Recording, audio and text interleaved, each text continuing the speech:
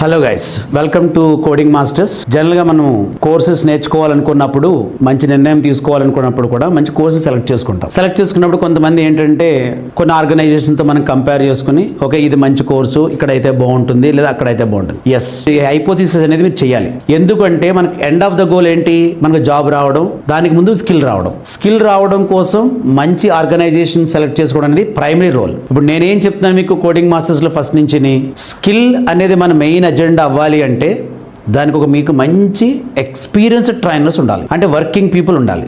ఎప్పుడైతే వర్క్ చేస్తున్నారో లేదా ఎప్పుడైతే హ్యూజ్ ఎక్స్పీరియన్స్ ఉందో వాళ్ళ ఎక్స్పీరియన్స్ ఏం చెప్తుంది మీకు?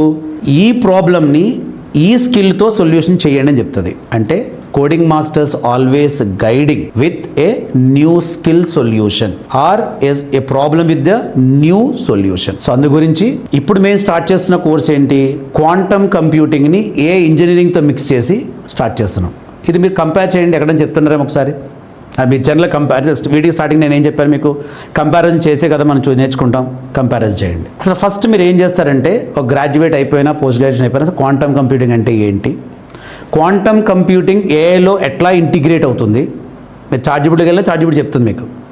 క్వాంటమ్ కంప్యూటింగ్కి మ్యాథ్స్ ఎంతవరకు అవసరం? ఇది చాలామందికి మొదట వచ్చే క్వశ్చన్ అనమాట. మ్యాథ్స్ అంటే నాకు భయం సార్ అండి. అస్సలు మీరు ఇంకొక మాట చెప్తున్నాను మీకు, సాఫ్ట్వేర్ ఇంజనీరింగ్కి కోడింగ్ ఎంత అవసరం ఉందో ఏఐ ఇంజనీరింగ్కి మ్యాథ్స్ అంతే అవసరం. క్వాంటమ్ కంప్యూటింగ్కి అంతకంటే ఎక్కువ అవసరం. మీరు